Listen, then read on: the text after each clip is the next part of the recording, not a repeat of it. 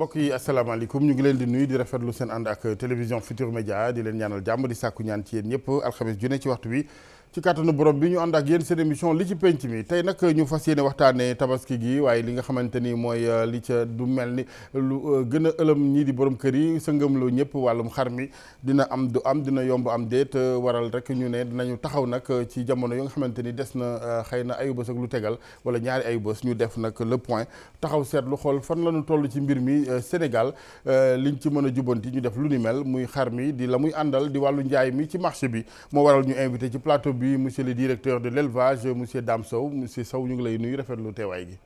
maa ngi lay nuyu Alaaji Assane di nuyu sa équipe bi fi nekk yëpp.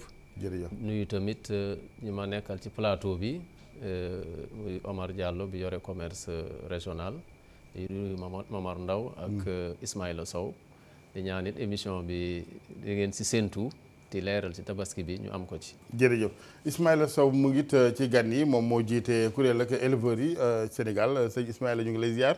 merci Alaaji Assane maa ngi lay nuyu di nuyu Sénégal ak sénégalais yi ñuy seetaan yëpp di nuyu Momar ak Omar Diallo directeur national de l'élevage Dame Sow di nuyu kilifa kër gi ak ñi fiy liggéey yëpp.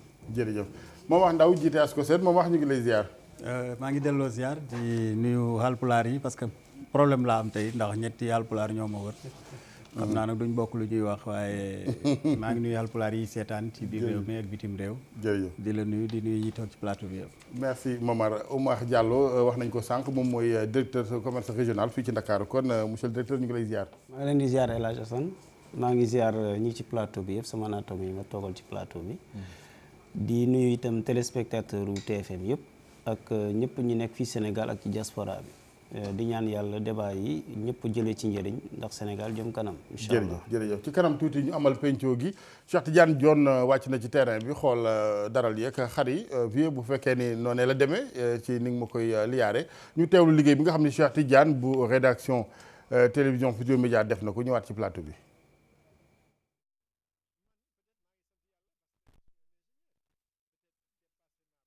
1000 francs de pension par mois bon. am naa ay doom yi may jàppale. donte lii di pension de retraite weer bu jot ñii di retraité yi ñoom mën nañ cee jot waaye nag am xar ci tabaski bi jombul mën naa nekk ab jafe-jafe pour yenn père de famille yi.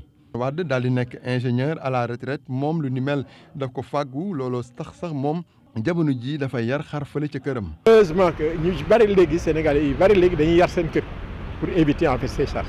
comme yow mën nañ. man waaw am naa xar sama kër sama doom dañuy yar xar te xam naa ñu bari ñoo xam dañuy yar xar léegi en fait sur ce plan là les gens ont tellement compris parce que en fait muy pension ak salaire ci yem mënuloo ci jënd xar ba pare nag da nga ciy boole yeneen en fait accompagnement comme mënuloo ko wutal sa doom yi ak comme ni nga wax léegi sa sët ak yooyu ñoom ñëpp en fait nga bëgg leen ci kooku ay métti des charges. Les familles sont supportées en fait par les retraités. jamono ji nag bari na ci ay retraités yoo xam ne ñoom ñoo gàddu lii di kër yi lu dee ñoom ñoo ko fa rendi la ko sabab nag bokk na ci taux de chômage bi nga xam ne dafa jéggi dayoo li ni mel di gën a compliqué lii di situation yi. Cheikh Tidiane Dione doon wax rek ak sunu papa yu baax yooyu nga xam ni à la traité nañu waaye xam ngeen ni jamono ak métti waaye ñoom it ba tey ñu ngi daal di gàddu njaboot gi. Alaaji Daouda Diouf réalisateur émission bi à la traité gul ñu koy ziar di ko gërëm bu baax di sant nag bi sàcc bi duggee ca këram laata tabaski gi ndax taluñu jënd xar jëndaat. monsieur le directeur def ngeen tournée ci fu mel ni Mauritanie Mali ni ñu koy waxee saa su ne sunu mbokk yooyu di sunuy dëkkandooy Afrique sowu jant ñu nuy jàppale lañu ci wàllu kon jotin wi ñeel xar yi donc ginnaaw tournée bi lan ngeen fa jëlee lan nga mun a wax sénégalais yi nga xam ne ñu ngi taxaw di waajal tabaski yi. merci ginnaaw bi mu nuyoo téléspectateur TFM yëpp ci turu ministre de l'élevage et des productions animales laaj bi ma laaj effectivement. suñu kilifa demoon ci ndigalu premier ministre Mali ayubis bi ñu génn ci ayubis bi ñu nekk nii dem na tamit Mauritanie muy tukki yoo xam ne at mu nekk da koy def pour rataxal diggante bi rataxal yoon yi ba nga xam ne nii xar yi jógee ci bitim réew di ñëw ci Sénégal tey mottali li nga xam ne moom lañ fi am ñu mën a ñëw bu baax a baax bi mu demee Mali rencontré na ministre commerce Mali rencontré na tamit nattangoom bi yore élevage ñoom ñëpp dalal nañu xelam dalal xelu sénégalais yi ci mesures yi nga xam ne jël nañu ko avant sax ñuy ñëw ministre commerce jël na mesures yu bëri yoo xam ne nii li ñuy wax tracasserie muy jafe-jafe yi nga xam ne nii moom la opérateur mauritanien yi opérateur sénégalais ak opérateur malien yëpp doon am ci yoon yi ci côté Mali jël na ay mesures pour loolu deñ oyofal na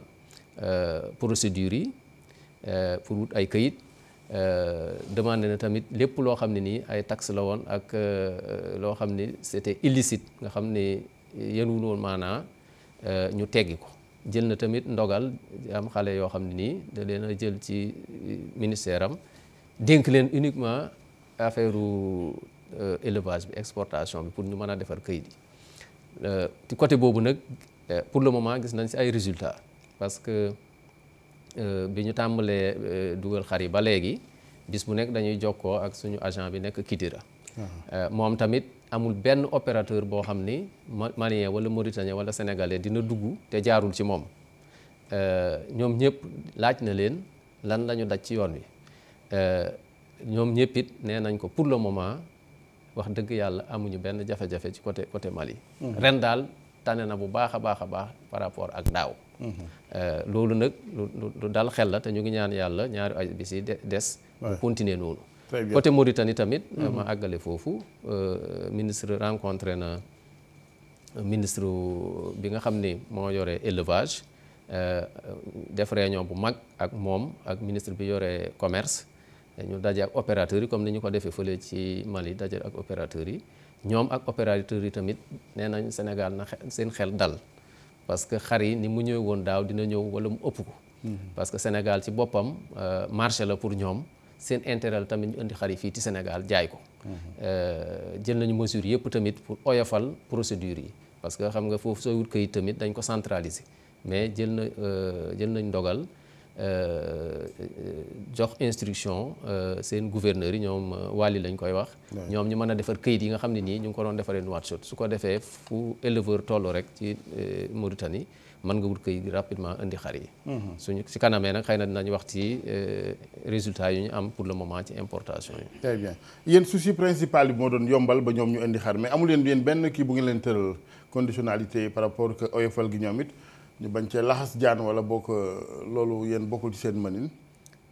oyofal bi moom oyofal la pour ñu indi seen xar parce que su xar yi ñëwul marché bi li ñuy wax offre ak demande day am déséquilibre xar yi su manqué njëg gi day yokk kon ñoom suñu indee seeni xar day stabiliser marché national day tax ba xar yi doy ba nga xam ne nii client bi ñoom Momar Ndao dinañ mën a waxaale parce que dinañu gis xar yi gis xar yële am ay offre ak prix yoo xam ne wuute na su ko defee loolu moom mooy tax prix yi di wàcc voilà du yàqal dara ñoom Ismaïla ndax ñoom waaw marché bi ñëpp xaj nañ si ñu ngi fii ci biir réew mi Ismaïla yow loolu ban xalaat nga ci am waaw Alaaji Assane maa ngi lay nuyu di nuyu ñi ñu seetaan yëpp mais man li may def rek mooy rafetlu loolu parce que bu demee ba ay sénégalais gis ne vraiment li nga xam ne moom la ñu am ci ay jur mënul satisfaire suñu demande bu ñeneen ñëwee di jaay tamit ñun dañu koy rafetlu. beneen bi ci topp it mooy xëy na tey mettit lu biñ ci am rek mooy te loolu it du sax mettit lu mais lu ñuy rafet loolu waaye tamit perte la pour ñun xëy na tey taxe yi ñu bay ak yeneen yi nga xam ne bay nañu ko yëpp mu waroon duggaat ci ñun mu jàppale suñu nguur dañu koy bay pour yombalal sénégalais yi xëy na tey bu fekkoonte ne jamaana doxoon na ba nga xamante ne suñu loxo jot na suñu gannaaw ci côté yëpp ci lay dàkk mais aussi tamit boo seetee daaw li nga xam ne moo jóge woon ci bitti moo ginoon a néew la nga xam ne moo daa ñëw te terewul xar yi doyoon fi ñu xawoon a amee problème tuuti mooy Casamance te foofu aussi li ko indi mooy sénégalais dafa tàmm dernière minute te Guinée Bissau ak Gambie ñooñu ci ñoom la ñuy root kon ñooñu aussi tamit bu ñu négligé ba ñooñu jël li nga xam ne waroon nañu ko jël yëpp problème lay doon beneen bi nga xam ne moom lay daanelee nag mooy programme yi nga xam ne nguur gi tëral na ko te tuddee ko autosuffisance des moutons tabaski. loolu aussi boo seetee ci doxalin ni mu demee daaw te nga analyser ko bu baax en tant que producteur da nga gis ne foofu it commencé naa am jéego. dégg nga beneen bi aussi tamit mooy réew yi nga xam ne dañoo takk ak ñoom mooy ay Mali ay Mauritanie ay ñooñu ay réew lañu yoo xam ni suñu xarit lañu parce que bokk nañu ay mbootaay bokk nañu ay association dañuy waxtaan. démb rek maa ngi woo secrétaire général association des éleveurs de Mauritanie benn organisation bu tudd ñàpp Aliou Kane. ma koy laaj foofu nu mu demee après mu may xamal ne éleveurs yëpp a nekk te opérateurs yëpp a nekk te ñuy faral di jaay fii. ñoom it organisé wu nañu bu baax. ba commencé nañu départ. kon foofu moom pour man lu may rafetlu loolu waaye li ci ëpp solo mooy li nga tudd sànq mooy xar bu seer. xam nga ñoom Momar Cissé rek la ñu doon envoyé. kooku it bu ñëwee. ñuy jàppante ak moom mais li may faral di wax mooy gis nga. loo gis Alaaji Assane. dafa am loo xam ne lii da cee jaadu. parce que kenn mënul supporter. ngay jël yenn alal yi di ko def ci ay cheveux naturel ak ay yenn karawaat yi comme ñoom directeur ak yenn dàll yi. aussi jaamu yàlla jot. ngay jàmbat di jooy. bëgg a jënd rey mu dee reyul mu dee doon nga bëgg a waxee da nga bëgg a xas gaa yi ñaar fukki junni jar naa ko nga am ci àjjana yi gën a kowe nga bokk ci ñi nga xam ne aussi tamit dañuy seetu lu rëy. gaa yi bañuñ ko mais jamono moo doy waar. dinañ ci ñëwaat ci kanam tuuti ci wàllu prix yi foofee lan la ci nguur gi mën est-ce que mënees na def régulation foofu sax xam naa ko laaj la ngir kilifa yi Momar Ndao yow en tant que ku toggal consommateur yi est-ce que li nga dégg ci directeur élevage ak Ismaïla yow dal na sa xel. waaw xam nga wax nañ jéego yi nga xam ne nguur gi mi ngi koy def waaye xar yi ba tey ñi ngi xaar xar yi. yegg see guñu dañuy am yaakaar ne xar yi jéego yooyu dina ci baax ba tax mu doy. beneen bi mooy jàpp naa ne du gouvernement bi kese moom tamit moo war a dox loolu mais association yi tamit yi producteurs yi. war nañoo mën a xool yi tamit ak opérateurs yi nga xam ne ñuy nekk ñoom it nan lañ leen mën a encourager pour que ñu mën a xool seen naataango yi nekk foofu ñoom it ñu indi ndax comme ñiy importer du gouvernement. gouvernement war naa def liggéeyam pour faciliter lépp loo xam ne tracasserie la waaye opérateurs yi war nañoo mën a aussi xool naka lañ mën a def ñoom itam ba seeni ñooñ gën a mën a ñëw ñu leen ko ak ñoom pour xar yi gën a doy. waaw beneen bi mooy Sénégalais dañoo min dernière minute su ko defee dañuy toog ba dernier moment ci la ñuy doog a ñii indi xar yi ñii dem jëndi xar pour plusieurs raisons am na ñoo xam ne dañ naan buñ ko andee mu teel a ñëw diir biñ ko fii bàyyi taxi yi ñuy fay wala yu mel noonu te taxi yu bari tey jii état bi dindi na ko am na yombal yu bari yu mu leen dindil. mais li ñuy gis mooy président éleveur yi wax na ko ni mu war a nekkee retombé li gouvernement bi bàyyi yëpp dafa war a nekk retombé ci consommateur bi. parce que dañu war a def li ñuy wax évaluation du prix du mouton. maanaam comme niñ koy defee ci mburu mi nga xam ne dañuy toog di ko xayma di wax ne lii lañ ciy def ci ndox ci suukar ci xorom pardon lii lañ jënd ci gasoil et cetera. dañu war a def li nga xamante ne bii moom mooy évaluation pour mouton ñaata la war a jar. au kilo. dina yomb animal sur pied. non yomb na loolu waa ministère de l'élevage mën nañ ko. race bu nekk dañ koy defal xayma boo xam ne bu boobaa ki nga xam ne mooy producteur bi duñ ko du perte. kii consommateur bi tam duñ ko nax. beneen bi tamit mooy indi mouton baax na.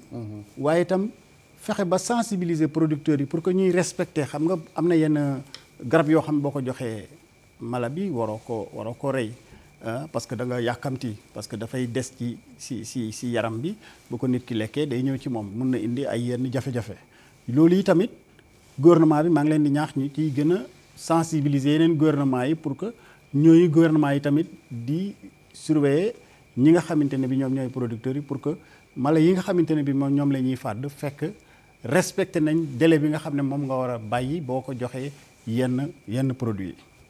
beneen élément bu am solo mooy organisation tabaski prix yi wax dëgg yàlla war na gën a mën a wàcc ci ñun suñ gis-gis dëgg la am na ñoo xam ne ñi ngi def ay dépenses yeneen yoo xam ne moo gën a cher comme ni mu ko waxee mais du foofu lañ koy xoolee dañuy xool est-ce que njëg gi nga xam ne moom la ñuy jaayee xar mi jaadu na wala déet ce n'est pas parce que mun ngaa fay 100 000 que ñu war laa jaayee xaru 100 000 ce n'est pas parce que tamit 50 000 rek nga yor ñu war laa jaay xarum 100 000 50 000 kon juste prix la ñuy xaar donc su ñuy wax ne xar yi seer na mooy est-ce que xar mi ñu may jaayee 100 000 xaru 100 000 la wala est-ce que xaru 50 000 lañ may jaayee 100 000 donc da ngay gis ne xar yi tey jii liñ koy jaayee tey buñ jàppee ne xar mi lamb na le lendemain même prix même xar mi mooy jar presque 40% moins cher loolu day y a un problème ça veut dire que xar mi kon mënoon na ko jar avant waaw donc je pense que loolu la ñuy wax juste prix mais nekkul ne rek nañ wàññi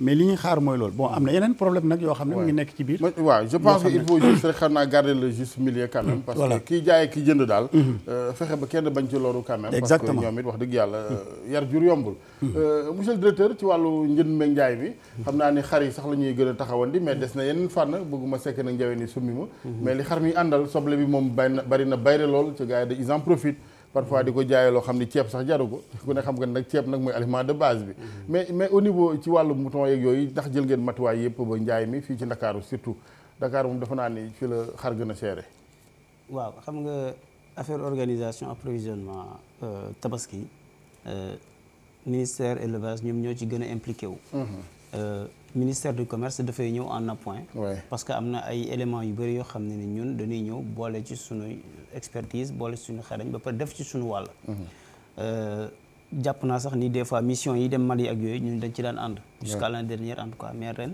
je crois que calendrier bi moo tax mënuñu woon boole loolu yëpp ba tax na marché bi fi mu ne nii disposition yi war a jël yëpp pratiquement jël nañ ko parce que mise en place bi def nañ ko toutes les réunions préparatoires yi nga xam ne au niveau local maanaam au niveau départemental CDD yi def nañ ko au niveau régional comité régional de développement yi daje nañu et conseil interministériel bi aussi convoqué nañ ko donc pratiquement dispositif bi maanaam il est en place li ñuy des rek mooy que ni xar yi ñëw parce que ñoom dem nañu mission yi dem nañu ba Mali dem nañu ba Mauritanie et dafa am nag ay yoo xam ne ni marché importation wu xar dafa Sénégal dafa doon loo xam ne lu spécifique la parce que ñi nga xam ne ni ñoom ñooy indi xar yi ce n'est pas sénégalais yi ñoom ñooy importer maanaam du ñun amuñu ay importateur amuñu ñoo xam ne ñoom ñooy dem Mali jëli xar yi wala ñu dem na Mauritanie jëli xar yi maliens yi ak mauritaniens yi ñoom ñooy indi seen xar yi jaayal ko seen bopp delluwaat bu ñu ko importé ji woon dina gën a cherati de sénégalais moom waaw c'est selon parce que xam nga bu ñuy waxu fixation prix mouton bi ak yooyu dafa am ay éléments yoo xam ne ni forcément foog moom ay éléments endogènes yoo xam ne ni ñun dañu koy maîtriser mais loo xam ne ni yow kële mooy dem indil la xaram yow xamuloo fa mu ko jëlee xar bi mu koy jël ndax moom moo ko kii yar ba mu tini et cetera ba àgg fu mu war a àgg pour mën ko jaay donc éléments yooyu yow mënuloo ko am donc mënuloo ko maîtriser et c'est pas quantifiable donc ñoom dañ leen di yombalal pour que suffisance am ensuite diversité nit ñi am plusieurs choix c'est ça léegi comparaison pour comparaison même xar boobu bi ñuy jëlee Mali wala Mauritanie ñëw conditions yi ñu koy xontee foofu ak ñun ñoom soow yi ñu yor fii bokkul donc deux niveaux de prix lay doon forcément mais concurrence bi am mooy indi diversification offre bi lu mu gën a diversifier prix yi gën a wàcc mooy waral li président Momar doon wax sànq nga gis xar boo xam ne peut-être la veille de la tabaski mu ngi doon jar 120 000 le lendemain nga gis ko parce que foofu kii demande bi amatul voilà te lambale bi bu lambee say loxo dootoo ko gis finalement donc koy brader dernière chose nag boo xam ne ni aussi dañu war a attirer seen attention mooy que ni ñi nga xam ne ni ñooy indi xar yi li leen di gën a décourager instant bi nii c'est un phénomène ñëpp décrier nañ ko mooy càcc gi wax nañu conditions yi d'importation et cetera mais je crois que sécurité bi war nañ ko gën a assurer ci foiraay yi war nañ ko gën a assurer ci point de vente yi muy importe xar yi ñëw ak ñi nga xam ne ni ñëpp ñoom soow yi jëlee seen xar yi ci région yi indi ko Dakar pour jaay ko très bien voilà xam naa ne dañ ko war a renforcer rek mais sécurité bi aussi gars yi dinañ koy taxawal dinañ ci ñëw ci kanam tuuti mais monsieur le directeur prix njëg yi dafa intéressé Sénégalais yi quand même parce que ñoom coow li njëg yi foofu dafa mel ni daal ni ko Omar waxee yéen du seen liggéey régulation xalaatee su ko xalaatu Momar Ndao bi gëmuloo ni c'est applicable comme niñ ko xawee réussir bon xawee laay wax parce que luyaas ba tey jàmbat yaa ngi fi mais au moins nekk fa naan ay surface corrigée est-ce que mën nañu corriger xar yi. ci mburu mi également mais xar yi est-ce que dina yomb foofu. xam nga affaire luyaas ak mburu produit industriel la. pétrole tamit produit industriel yooyu yëpp xam nañ ne li siy dugg. mais fii domaine économie informelle la. lay xew ca àll ba. ak ca kër yi kenn xamu ko moo tax dina jafe lool. mais am na ci biir bala ma si ñëw ci biir prix yi dafa am lu bari lu siy dugg. nee nañ sànq ni su xar yi baree offre bi am diversité su boobaa. waxaale dina mën a am prix day wàcc. ñëpp ñoom Momar xam nañu ko xaru malien yi ak xaru mauritanien yi ñëw ci Sénégal moom mooy tax prix yi wàcc parce que ñoom ñooy gën a yombale. soo demee ci daral yi voilà soo bëggee prix bu yomb ci ñoom ngay dem. kon dañuy indi régulation wàcc prix. dëgg la mais prix yi li koy yokk bari na dépense yi tudd na ko sànq mais intermédiaires yi tamit dañ si bokk tey soo demee ci daral yi di jënd doo gis borom xar. mbokki Momar Ndao ñooy ñëw dox ci diggante bi di si yokk 5000 ak 10 000 ak 15000 loolu lépp day yokk prix bi lu bëri xam nga éleveurs yi dañ leen di kii rek naan ñoom ñooy seeral affaire mais lii yokk prix yi dafa bëri. ñooñu mën su leen a éliminer dindi foofu wala dañ naan rek. parce que Sénégal tamit maslaa gi waa commerce parce que même transport bi tamit njëgu transport bi day yokk prix bi parce que transporteurs yi dañuy dem jëli ay xar indi dellu vide mooy lii am rek ci màggal yi ak gàmmu yi. xam nga ñoom dañ koy yokk de manière informelle. clients yi ni noo waruñu ko woon yokk mais ñoom dañuy dem ñëw vide. dañ ciy profité moo tax direction commerce direction transport routier ak direction commerce intérieur def nañ ay simulation ci njëgu transport bi. def si loolu nga xam ne vide bi dem vide bi yëpp boole nañ ko si. ak carburant bi ak frais yi ñuy def ak njëgu chauffeur bi ak lépp amortissement. ba génn ay tarif conseil yoo xam ne nii. yu yemba mbaay la yoo xam ne ni suñ ko respecté te ñaari at yëpp ñu ngi koy respecté li ci ëpp day tax aussi li gàllu ci xar mi wàññeeku. léegi nag moom li mu wax idée bu am solo la ñun ñu ngi siy xalaat déterminer kilo yàpp ñaata lay jar loolu moom dina jafe mais am na yeneen expérience yoo xam ni catégorisation la. bi ñu demee Mali suñu collègue yi ne foofu am nañu expérience boo xam ni depuis 9 ans ñu ngi koy def ñu tuddee ko vente promotionnelle. vente promotionnelle éleveurs yi ci nga xam ne ñoom directement ñoom ñooy def seen ñooy sàmm. seen i groupement ak techniciens yi dañuy ànd xool xar yi bu ñu demee ci àll bi xar yi yu nekk ñu def leen ñetti catégorie lañu jël ñoom. benn catégorie bi mooy première catégorie ay 100000 ba ay 120000. 100 la commencé. waaw catégorie ci kaw. beneen bi ci diggante bi. bi gën a suufee 60000 la woon ba 80000. ok. donc ça veut dire que foofa soo fa demee di jënd yaakaar moo gën a yomb mënoo am xar lu yées 60000. mais ren seen premier ministre waxtaan na ak ñoom bari nañ ko wàccee def catégorie bi 50000 ba 80000. client bi su ñëwee su tombee ci catégorie boobu nga xam ne rouge lañ koy peinture. parce que nga xam naa ñoom mat foofu la ñu nekk. am na vert mooy bu mag bi ñoom Ismaïla ak jaune nga xam naa yow la. boobu nga xam ne mooy catégorie rouge bi. soo ñëwee di nga waxaale diggante. 50000 ba 80000. parce que fa lañ logé yëpp di nga waxaale mais doo génn catégorie boobu. loolu idée la boo xam ne nii ñun su déwénee dinañ waxtaan ak éleveurs yi. waxtaan tamit ak opérateurs yu mag yi. parce que am na opérateurs yoo xam ne dañ indi 2 junniy xar 3 junni ba 10 junniy xar ñooñu suñu waxtaanee ñoom suñ si d'accordee nguur gi mën na waxtaan ak ñoom ak ñi nga xam ne ñooy way jënd yi. ba ñu def catégorie nga xam ne dina yombal kii bi dina gën a leeral tamit. parce que ñu bëri ku nekk soo ñëwee da nga yaakaar ne dañ lay nax. ñoom it dañuy profité ci lëndëm gi. pour jéem a nax ñenn ñi surtout intermédiaires yi ne ci diggante bi mais ku indi ay xaram. dépensé si ay millions yu du jeex wut prêt ñëw Dakar dëkkoo fi nga war fi def ay bis kese doo laxas jaan ci xar pour jaay ko mooy li nga bëgg rek mooy nga jaay ko am tuuti bénéfice dem. mais ñeneen ñi dox ci diggante ñoom ñoo koy indi. donc loolu ay idée la yoo xam ni incha allah dinañ si def ay waxtaan. fii ak déwén sama problème mooy ñi dox ci diggante bi daal parce que lépp luy gën a diisal mbir yi dañ ko war a oyofal la xaw ma nag fan la ci autorité war a agir. mais on peut quand même les éliminer bu ko defee ku nekkul jaaykat bañ faa ne. jëndkat également yi. wala amul ràññeetle genre vente promotionnelle boobu intermédiaire dootu si am. parce que ñuy jaay. ñooy indi seen xar directement. dañuy àbb stade municipal. dugal ko ci stade bi su ko defee ñoom ñooy ñëw jaay directement. jëndkat bi ñëw jënd directement loolu dina am oyofal boo xam ne tamit mën na ko indi. très bien dina ñëw ci kanam tuuti ci wàllu sécurité bi Ismaïla prix yi njëg yi. waaw jërëjëf El Hadj Assane xam nga foofu moom lu jar a waxtaanee la parce que gis nga éleveurs yi. du ñu yokk prix parce que gis nga tàmm nañu indi ay xar mu des ci seen loxo. te bu desee ci seen loxo invendu boobu di am lu mu leen di jural parce que su fekkoonte ne lépp nga banque doo ko mën a fay. ñaareel bi mooy gis nga kii wax na sànq pour ni ñuy compter. ñun maliens yi dakk ñu noo xont ak naar yi boo demoon ci industriel yi jaay aliment de bétail actuellement. ba nga gis ni ñuy jëndee aliment bi ci ngay xam ne sénégalais yi dañuy xont dëgg. problème bi nag man li ma soxla woon ci ñoom moment waroon nañu gën a renforcer suñu ànd. parce que xam nga lu tax nit ñi fi ñu séente mbir mi du foofu. gis nga tey wax nañu keroog maa ngi wax ak ay éleveurs yoo xam ni ci frontière bi la ñu nekk comme le président maison des éleveurs département de Bakel Amosso. dañu maa xamal ne foofu dafa am accord boo xam ne bi dafa am diggante maliens yi ak sénégalais yi. yow boo yebee Mali mën nga yebee Mali nga wàccee biir Sénégal mais doo yebee Sénégal nga wàccee biir Sénégal. te ñooñu seen transport moo gën a yomb bu sénégalais yi.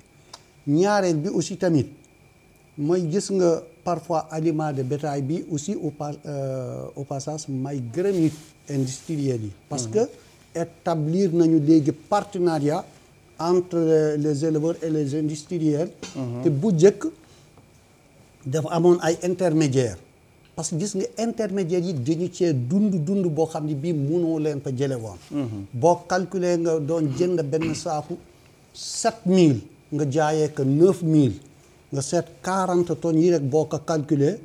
da nga multiplier par 25 multiplier par 40 nga gis li mu ciy am. nga xam ne dañoo dund ci kaw éleveurs yi. mais foofu def nañu fa benn partenariat benn lu yokk beneen bi. mooy aussi les institutions financières. gis nga ñooñu ñooy problème bi gën a rëy. parce que ñoom it wax dëgg yàlla dañuy liggéey en l'ombre parce que boo waxee dañuy lebal Assane. condition yi ñu ko lebalee mook Assane ñoo ko xam. su Assane payé ñoo xam bu Assane payul ñoo xam mais ëllëg ak jàmm nag dañuy toog. conseil interministériel bu ñu waxee nañu lebal gaa yi ñu dem jën ñu ne gaa yi fayuñu.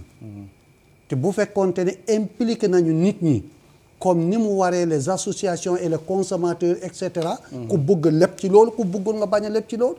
mais aussi tamit ñu waxtaanee. ci taux d'intérêt est-ce que accès bi yomb na jot ci leb gi yomb na ak est-ce que banque yi leble bari na wala benn ba ñaar rek la ñoo noppi. amul benn institution financière boo xam ne bii mu ngi Sénégal. leb ko yomb. te loolu moom. waroon nga ci mën a def benn émission même nga woo leen ñu ñëw. parce que gis nga éleveurs yi li ñuy dundee. yàlla xam na ne nguur gi def lu mu mun. parce que aliment de bétail bi alal dëgg la ci état def. effort gis nga ministre bi toujours muy sur le terrain nekk ak éleveurs yi. di tëral ay programme di ci def ay effort.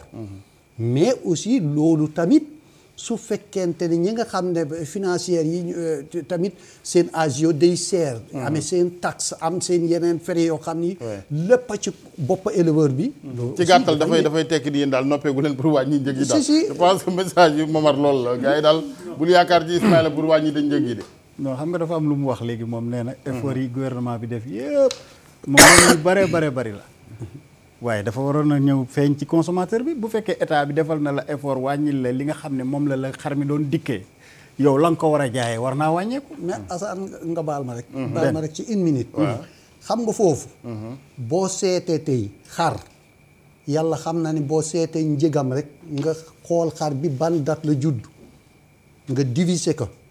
par weer ba nga seet éleveur bi li mu ci def ak lu mu ci am boo doon calculer yooyu. doo ko jaay.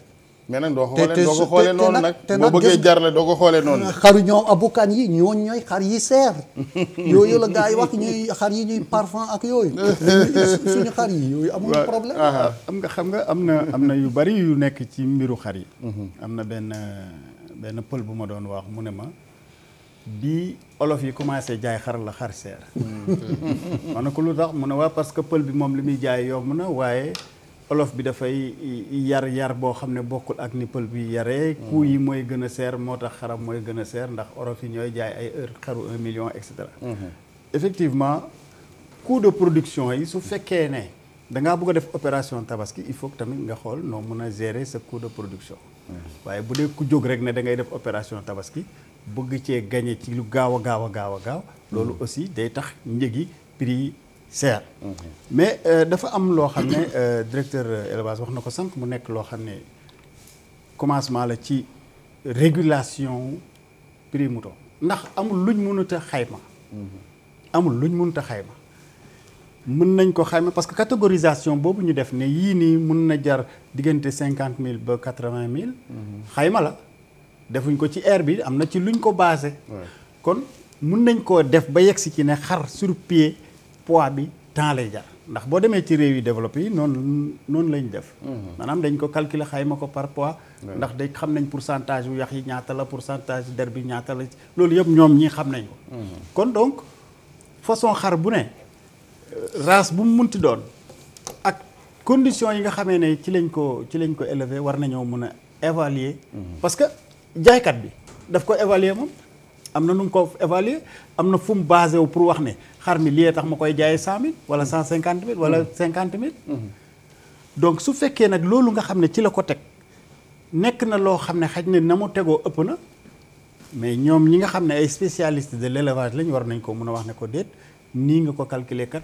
ëpp na bu boobaa ñu am juste prix parce que ñun waxuñ ne nañ brader xar yi déedéet nañ am juste prix maanaam bu ñu la jaay lu ëpp li nga xam ne moom la ñu waroon a gagné ci xar yi beneen bi ci nekk mooy à côté jaay xar yi effectivement wax nga lu am solo sécurité bi bu fekkee ne yow da ngaa indi ay xar ñu ronk ci lu bari mais pour nga mën a rattraper wu da ngay xaw a jéem a def ay ajustement loolu tam dafay kii donc je pense que sécurité bi moom war nañ cee gën a jóg sécurité des personnes et des animaux je pense que loolu c'est extrêmement important parce que da ngay gis yenn cas yoo xam ni nit ñi dañuy ñëw ci dara li bëgg a jënd mais facilement ñu tafu la donc yooyu yëpp waaw donc damay bañ mu nekk lay rek aussi na sécurité état baa ngi sécurisé ñu ngi leen di jox ay place yu ñu ko yeew ak yëpp man je pense daal marché bi moo xaw ubbiku trop Oumar foofu amul pexe c'est vrai que fi àddina toll xëy na mënoo rek il faut ñu libéraliser mais jusqu'à quel point aussi. mais Alaaji Assane benn moo rek. Ismaïla bàyyil Omar mu kii dégg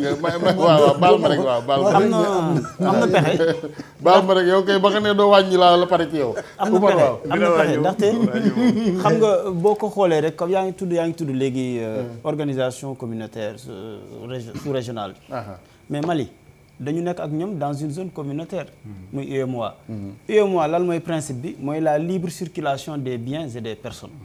donc xar bi nekk Mali war na mën a ñëw même bu dul tabaski war na mën ko yor ko indi ko ba fii ba Sénégal jaay ko même bu jarul war na mën a toog fii Sénégal ba mu jar waa ji mu dellu te du am benn tracasserie rax ci dolli dafa am beneen dispositif bu nekk fii boo c'est un dispositif institutionnel la mooy le transport routier inter-État le TRIE.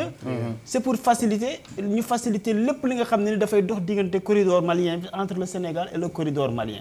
donc solution forcément dafa war a am foofu. et dañu nekk ci maanaam dans des échanges intracommunautaires c'est-à-dire Mali war na mën a parce que moom lay wax Adam Smith moom lay wax l'avantage comparatif. Mali intérêt comme ñoom ñoo ñu gën a am doole ci pour defar ci production wu mouton.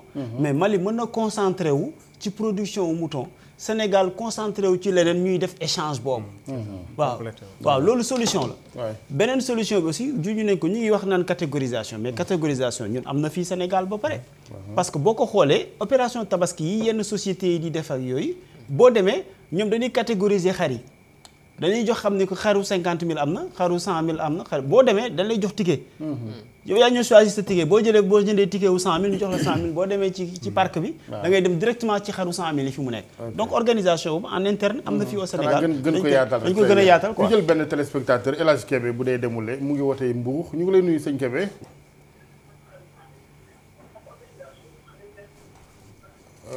sëñ Kébé. baal ñu nga yëkkati baat bi rek le temps que waaw ñu def. salaamaaleykum. waaleykum salaam El Hadj Assane ñu ngi leen siyaar baax. jërëjëf Kébé. ñu ngi siyaar baax di nuyu mbokk yi nga dalal ci plateau bi di rafetlu waxtaan bi. wax dëgg yàlla il est temps ñu waxtaanee lu ñu mel comme tabaski bi jublu si na. donc di rafetlu action yi mooy li gouvernement bi def ak li éleveurs yi def ak ñëpp ñoo xam ne seen xam-xam màcc na ci wàllu woowu.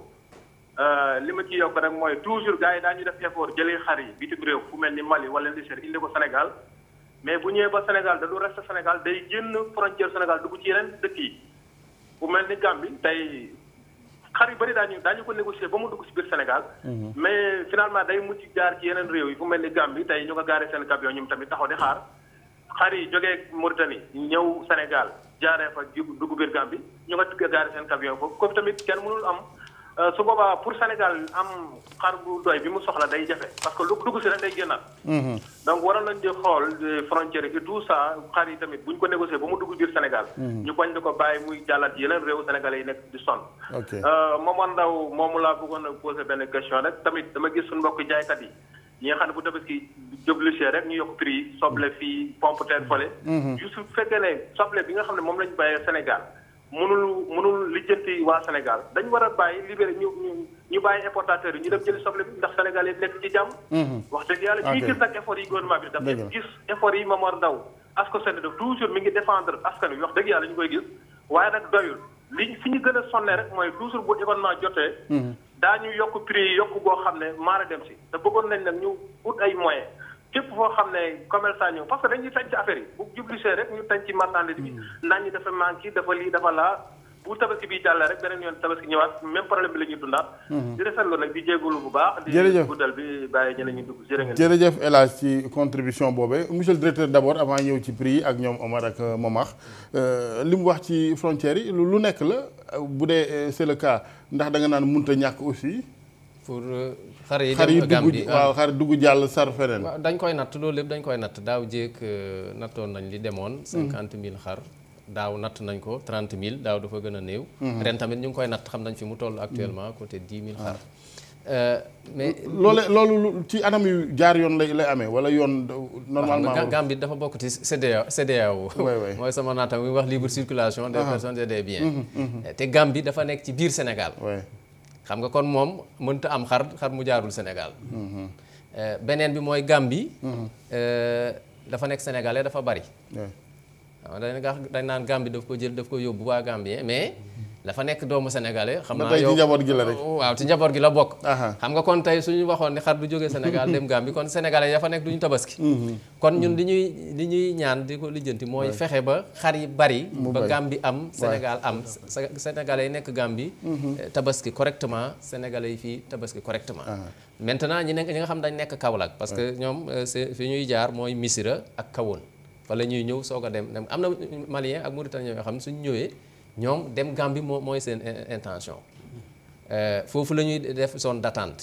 Kaolack nag Kahone puisque ne ci wetu Kaolack daaw par exemple waa Kaolack dañu wax naan xar yaa ngi dem ñu ngi dem te dañoo am tension finalement sax Touba lañ jële ay xar indi ak fii Dakar yóbbul leen pour réguler marché bi pour mottali dafa nekkoon mais ñoom tamit li ñuy wax rek mooy teel a jënd parce que ay xar du ñëw ba baawaan ci Kahone nga xam ne li fay sotteeku ci xar ci ëpp ci Sénégal la bokk mu ñëw ci sa wet nga toog di xaar ba ñu ni suba la tabaski nga ne Gambien yóbbu nañu xar yi man aw ma xar xam nga loolu tamit wax dëgg yàlla dañu mais du yomb de parce que am na ñoo xam ne aussi dañ koy lijjanti dañ koy làqarte ba ci dernier jour itam xam nga ku wax lii rek wax la ca des monsieur le directeur dama waaw xam nga fii moom nañ ko jéem a wàññi problème yi rek mais du dañ de du jeex de ñun ñëpp borom kër lañu ñun ñëpp borom kër lañu fi mu nekk nii dëgg la puisque jigéen ñi dañoo xarañ ñoom ñu ngi lijjanti ni ko kii waxee cheveux naturels yeeg gestionnaire yeeg nuñ koy waxee ci cuub bu bees boobu dëgg la VIP di lijjanti ñaw yoo xam ne dafa cher macha allah ñun borom kër yëpp fi nekk loolu la ñuy lijjanti suñ demee nag ba tabaski bi agsi des ñaari fan ñetti fan ñu ne xar mi nag lijjanti ko su ko defee day indi boobu lañ waroon noppal borom kër yi xar bu ñu leen indil ñu jël bu fi kenn nekk naan bu man bu kii laay bëgg VIP yeeg waaw Ismaïla sànq yaa ngi bëggoon intervenir rapidement bala may joxaat ñoom waaw li ma doon bëgg a wax. mais lan mooy jàmbatu éleveur Sénégal yi tamit parce que ñu ngi naan waa Mauritanie waa Mali mais suñu njaboot ñun est-ce que lan ngeen bëgg nguur gi aussi yokkal leen ko ci taxawaay. non wala Momar dafa am lu am solo lu mu wax sànq. pour nga mun a xayma éleveur bi nga nekk nga topp ko ci li muy jaayee. gis nga yi muy utiliser yëpp fokka nga toppee ko noonu muy aliment meek ndox meek financement yi. mais munoo pousse éleveur bi rek nga baylee yëpp parce que li pousse éleveur bi ba muy am jafe-jafe mooy loolu ci gannaaw beneen bi. kon àndoo ci catégorisation bi junjagum. damay ragal bis nguur gi jamono day dox. lépp day ñëw. oui parce que maa ngi koy wax sànq ci couloir yi man ñun bi ñu nekkee tout tànk ba léegi même système bi fi nekk toog sa bunt kër xarit coggali jógee Mauritanie Mali mais kañ la ñuy sax ñun am suñu cheptelu bopp. non non c'est que Assane wóor na la ne environ de 14 millions sénégalais. 95% musulmans. buñ la waxee li tabaski motul 1 million war nga ne xam sax yéenewul maana. dëgg la xëy na li ñuy calculer mooy liy ñëw ci dara lii. ak ngénte yeeg yooyu sa fàtte woon naa la. xam naa monsieur le directeur foofu la ñu mën ngénte yeeg xew yeeg yooyu wax. ki nga xam ne daa yore xaram. tabaskeek wala ma jënd kii ñu jaay fale ñëw ñu ci kii. yooyu kenn du ko compte. dëgg la kon gis nga fii am nañu ay xar yu bari te directeur mu ngi ni daaw. li dugg moo gënoon a néew. mais teewul tamit satisfaire nañu marché bi dédié fokk am ay programme yi ñu tëral. ñu respecté ko.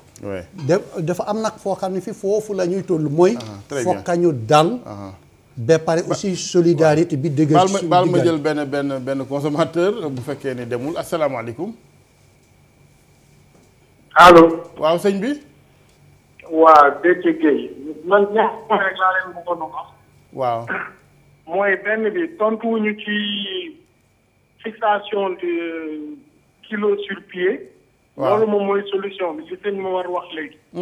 beneen mbir bi mooy waxu càcc bi boo leen koy wax te waxu leen identification bétail da ngeen di wax fii ba suba te lijjantiwu leen dara. ñaari mbir yi rek laa bëggoon wax jërëjëf. jërëjëf donc moom li Momar wax sànq la ñëwaat rek ci wàllu catégorisation boobu ñu doon junj sànq. waaw wax na dëgg parce que xam nga dafa am lu mu wax loo xam ne lu am solo la mooy identification bétail bi. parce que tamit c'est vrai bu fekkee ne waa ji xaram yi ay sàcc nañ ay xaram.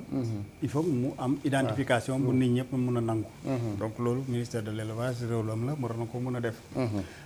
li nga xam ne moom mooy proposition ñun bi ñu def ne nañ deg balance ci daral bu ne mun nañ faa teg balance état bi sax mun naa fournir balance yi.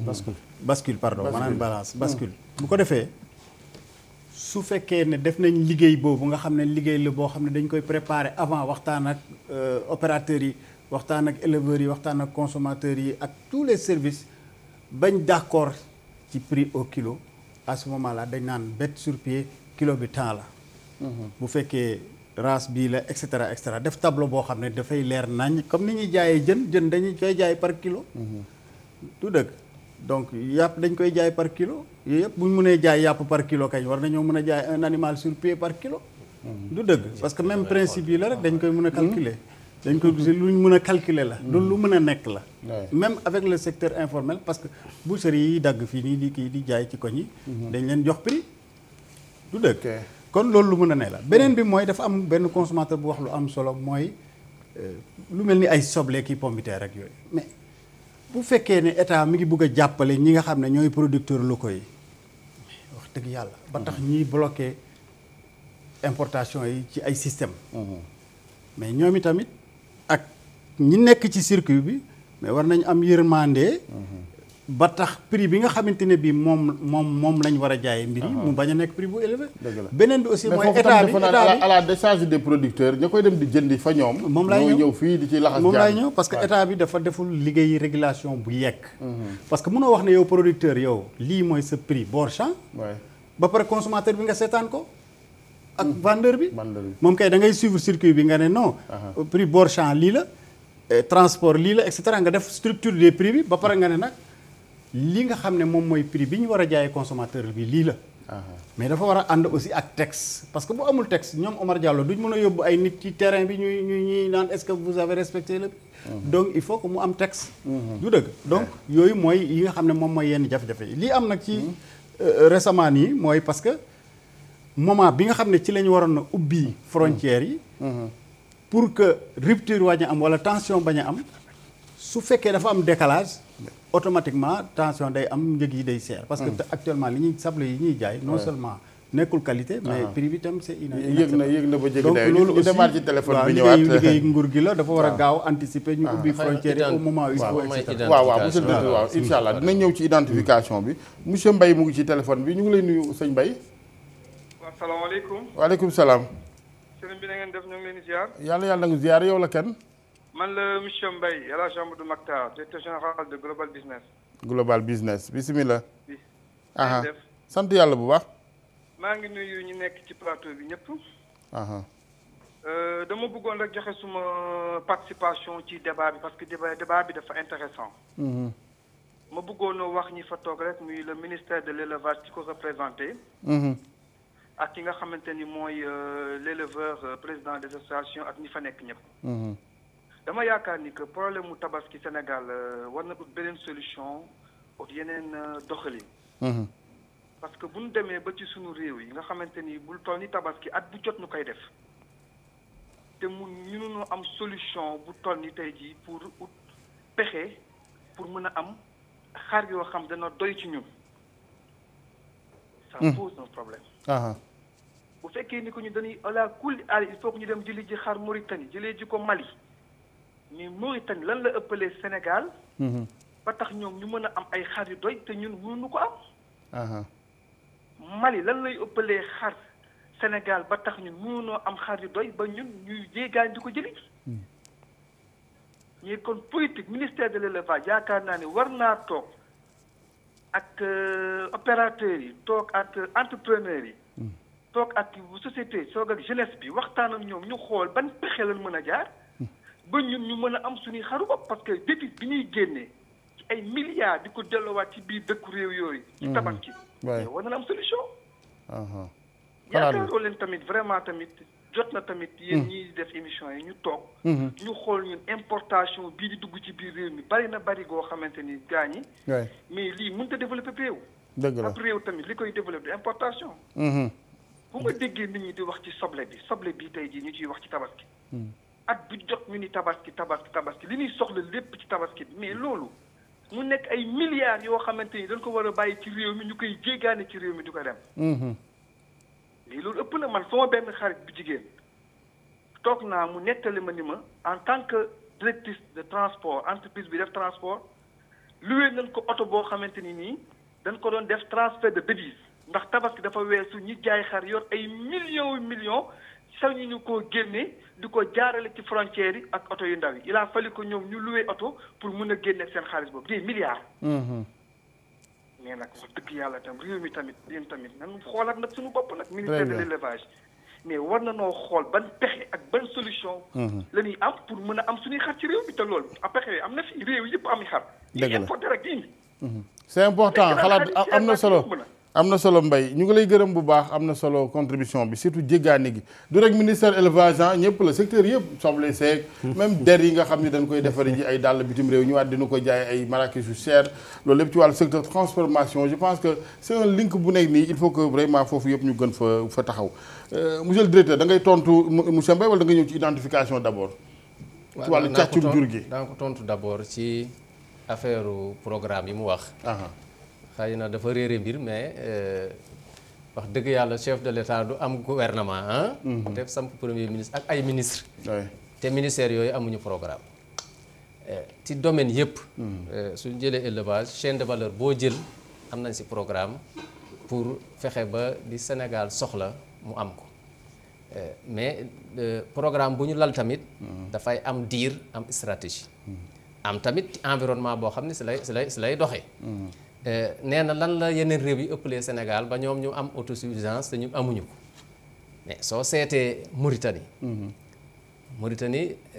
ëpp na 1 million de kilomètres carrés dafa am àll xëy na bari na désert mais moo ñu ëpp àll te fii Sénégal di ëpp ci xar yi ñëw Dakar tamit ci àll bi lay jógee du xaru VIP dañu am àll am cheptel bu bari ñoo ñu ëpp ay xar juróom benn yoon ba pare néew nit population Mauritanie 3 millions d'habitants kon ñooñu kay dañuy am ba mu des ñoom suñu tëjoon frontière bi sax dañuy sonn parce que ñoom il faut ñu indi xar yi fii wala yóbbu ko feneen jaay ko te Mali lañ taxalool te Mali tamit ay xaram dafa doy kon Sénégal bi am tuuti déficit moom la ñu soxla pour mën a jaay seeni xar. Mali tamit noonu la. Mali 1.200.000 kilomètres carrés la. xëy na seen population mu ëpp suñu bos tuuti. mais am nañu àll boo xam ne nii saawo yoo xam ne nii. ay Mopti ay yaa dégg ngeen seen dëkk yooyu yëpp. àll la boo xam ne nii dañ fay sàmm élevage extensif. moo tax seen i xar ëpp aussi seen soxla ci seen population Sénégal nag dëkk bu tuuti la 200.000 kilomètres carrés 14 millions d'habitants. tabaski bi kër gu nekk soo ko seetee sànq am na ko ñoom seen kër ñett lay rey mais xam naa mooy bi gën a néew. mais kër yi si ëpp juróomi xar ba fukki xar. dañ ko fa dañ ko fay rey. wax nga sànq nag. ngénte yeeg màggal yeeg gàmmu yeeg. abattoir nga xam ne abattoir. Dakar bu Dakar kese. weer bu nekk 30.000 ba 40.000 petits ruminants dañ ko fay rey. soo jëlee tamit Sénégal. amoon ngeen fi programme mu tere ñu rey xar yu jigéen yi xaw ma et cetera. waaw loolu am na maintenant dàqul xalaatu sëñ Mbaye légitime cette préoccupation pour capter quand même tous ces milliards yu dem bitim réew. waaw ñu ngi si moom la soo ma mayee une minute ma agsi si. ci toujours consommation bi Sénégal dafa am ay débiteurs yu dul jeex xëy na yeneen amuñu foo tourné débiteurs moo ngi fa dañuy rey xar yi di rey bëri yi guddi gu nekk xam naa yow ak sa mbokk yeeg sa mbokki chauffeur yi ñu nga fa. donc loolu lépp day tax ba suñu accès tabaski nag léegi mu nekk benn bis. fekk jaar nañ foofu yëpp ñu ni Sénégal xaram doyul kon peut-être répartition rationnelle bi tamit war nañ ko seet. am nañ programme yu bari nag yoo xam ne nii samp nañ ko ci ministère élevage wàññi gab bi quoi. waaw am na programme national d'autosuffisance en mouton muy PRONAM boo xam ne defar nañ ko ba pare ñu ngi koy appliquer maires yi dugg nañ si yéen ñëpp dégg ngeen initiative des maires pour l'autosuffisance en mouton muy sas boo xam ne dañ ko teg seen bopp ci kanamu chef de l'État. am na projet yu bari yoo xam ne nii ñu ngi def ay bergerie di jàppale jigéen ñi di jàppale xale yi ñuy jox leen ay xar yu jigéen ñu jox leen ay kuy yu mel ni laadum pour ñuy développer production bi nit ñi dañoo yàkkamte mais dina ñëw. mën naa la citer bàyyi ngeen xel race bi Sénégal suñu problème aussi mooy xar yi dañuy sutante wuute lool moo tax prix sonal nit ñi mais bu ñu doon ay race ndaama yëpp tolloo comme ni muy amee màkka ni mais xar yoo xam ni yu ndaw la da ngay yanu benn yóbbu sa kër tabaski ñu fàtte. ndaama kay bari na fi. waaw mais ñu développé ko bu ko defee yëpp maasee amatul ak tiitaru gu rëy yeew nag ak yeew xar bu toll ni nag ak yooyu mais au moins race yëpp tolloo. waaw kooku. sànq am na fu ma ko wax c'est-à-dire que tabaski fii ci Sénégal li tax mu jafe. waxtaan yi bari ci inquiétude yu bari si fait religieux la sooy kon dañu yem rek ci l'islam gi. kon mu yomb. mais le fait social. fait économique bi moom wax na ko mais le fait social bi si yokk. muy kujje gi am ci biir kër yi. kujje gi am ci koñ yi. kersa gi nga xam ni soo amul sa xar tabaski da nga koy am. kersa gi nga xam ne nii soo amee xar mu tuuti. keneen am xar mu mag da nga koy am. loolu xaaju guddi nga soog ko dugal. loolu moo indi jafe-jafe yu bari ñu jël kenn ci téléphone bi xam naa Momar Ndaw moom ñi ma dugal yenn xar yi parce que boo amee tur moom moo tax genre vieille Diouf yi xaaju guddi la ñuy xaar asalaamaaleykum. asalaamaaleykum. waaleykum salaam. waaw Cheikh bi ñu ngi lay nuyu. allo. waaw baal ñu nga yëkkati baat bi. waaw ma ne kooku yoo ko waxee xar yu jóge Mali. kooku mooy lan yow tamit munoo xool waxi nuyu. ñun xar yu jóge Mali ñun yoruñu ay xar ñun ay Sénégalais la ñu am Mali. waaye vie teggal ma kooku maa ngi jéggulu ñu Ismaïla bu fekkee ni amuloo looy daaneel. waaw xaru ndaama yooyu nga wax bari na Sénégal xam nga Sénégal Casamance. ci gox yi ëpp xar la bokk. te xar yooyu nga xam ne yu gàtt la.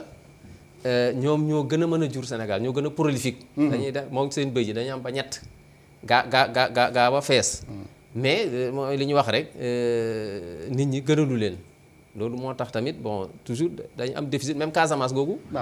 mënoon nañu am autosuffisance sans pour autant yóbbu fa xar. dëgg la parce que ñoom déjà am nañu suffisamment de moutons. mais ña nekk ci ville yi. dañu bëgg xar yooyu. loolu mooy tax yenn saa yi aussi muy am tension. c'est vrai que voilà identification bi soo bëggee ma jeexal mooy affaire càcc gi identification. dañu am stratégie pour xeex càcc jur. li feeñ mooy li nga xam ne moo si ëpp solo. te muy loi bi nga xam ne chef de l'État daf ko defaraat. weer wi passé.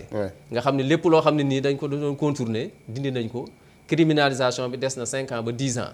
mais léegi nag xaru Alaaji Assane la nga xam ne moom du métier am. dafa am ay xar rek ci këram. wala xaru Ismaïla bi nga xam ne sàmm la. léegi wuute boobu amatu ci. suñu sàcc xar lay daal sàcc xar la sàcc nag. même daan stratégie bi nag du loolu kese. identification da see bokk ñu ngi seet ban système. la ñuy def xam nga dañu am économie informelle.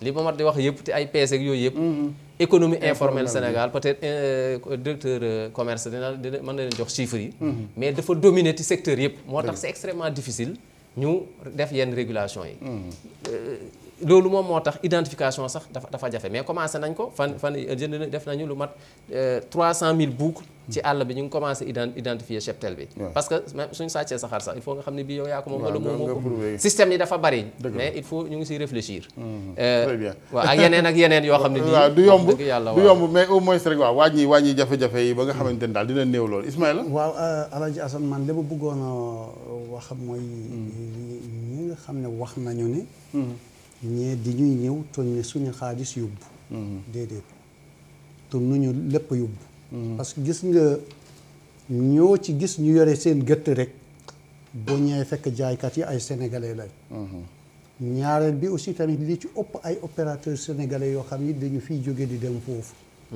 te gis nga ñi nga xam ne yore nañu ay xar ñëw fii ñoom it aliment bi ñuy jënd aliment fii la ñaareel bi aussi tamit dañuy def seen dund dañuy jënd fi seen dund kon du noonu xëy na nag aussi tamit ay Mali ak Mauritanie am na loo xam ne lii Mali ëppale nañu ko parce que gis nga dem nañu tourné Matam ñuy waxtaan ci affaire aliment de bétail mais jour boobu éleveurs yi indi nañu aliment boo xam ne bi dañu koo jëlee Mali ñu importé ko wax fi mu jaar yëpp métteewul ba ñu ko calculer aussi moo gën a yomba aliment bi nga xam ne moom la ñu am fii ci Sénégal kon gis nga li ñu jàkkaarloo dañu ko jëlee ni nga xamante ne Mali ak Mauritanie ñoom jëlee wuñ ko noonu sonne wuñ ci noonu fi may daanale nag mooy ci wàllu sécurité gis nga